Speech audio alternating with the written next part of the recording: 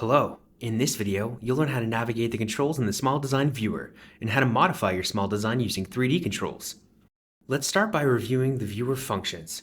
At the top right navigation, you'll find the model orientation controls. For an anterior or lingual view of your model, click on this front back view icon. You can reset to the front position anytime with just a click. For the buccal views of the right and left side, click these icons. For the upper occlusal view, click top view. And last, for the lower occlusal view, click bottom view. Isolating arches can be done by using the icons of U and L here. The transparency tool is a great tool to use when evaluating the vertical relation between arches. Simply click and drag this slider between the U and the L icons to adjust. At the top navigation, you'll find icons for initial and final model tools, gingiva, IPR, grid view, superimposition, occlusogram, and the tooth movement table, or TMT for short. Initial and final tools allow you to alternate views between the patient's malocclusion and current setup. You can use these functions by clicking the icons, or use our built-in hotkeys, greater than or less than, to toggle between the two on your keyboard. The gingiva tool hides the gingiva on the models. This tool can also be accessed with the G key on your keyboard.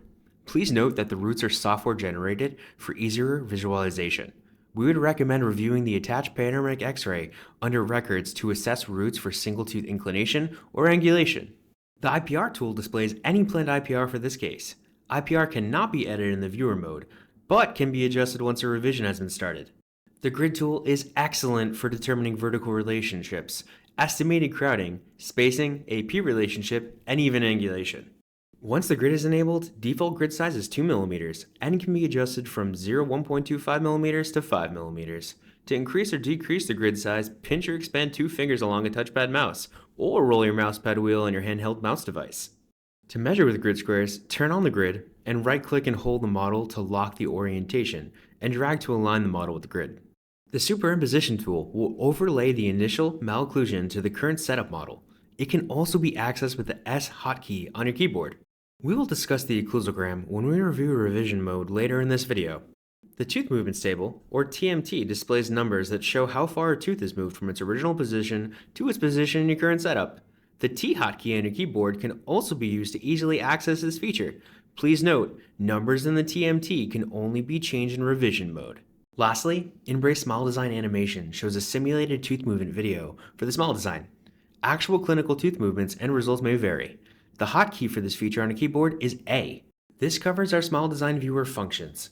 Next, we'll review details when it comes to modifying your setup. To get into revision mode, click Revise. This feature is designed for situations where your Small Design setup requires slight modifications to the case's aesthetics. Consider providing written instructions for any tooth movements you may consider outside of minor aesthetic adjustments. So let's get started. Over here, we have the incremental movement feature. You can directly adjust all degrees of a single tooth movement from any view. From the frontal view, the navigation will show a dark blue arrow, which enables intrusion-extrusion, a yellow arrow for mesial distal movement, and the red arrow for angulation movements. From the occlusal views, the dark blue arrow enables rotation, the yellow arrow moves teeth mesial distal, and the red arrow enables buccal lingual movement. Inclination for anterior teeth, upper 2 to 2, and lower 3 to 3 can be adjusted with our 3D controls from both buccal views using the yellow handles. Inclination for upper 3 through 8 and lower posterior teeth can be adjusted from our front back view. The IPR, or interproximal reduction feature, will default to auto-adjust IPR when selected, but you can alternate to maintain contacts depending on your case goals. Auto-adjust IPR will shift the rest of the teeth in the arch form as tooth size decreases or increases, where maintain contacts will automatically lock all contacts with IPR currently present, allowing you to move the rest of the teeth in the arch form without affecting those specific contacts. We've made adjusting IPR easy with incremental arrow keys to decrease or increase the amount present up to 0.8 millimeters. IPR can be added to every contact by selecting the blue plus sign at the contact of any tooth that presently doesn't have IPR. When selecting, you will have to choose between the options Add IPR between or Add space between the chosen contact.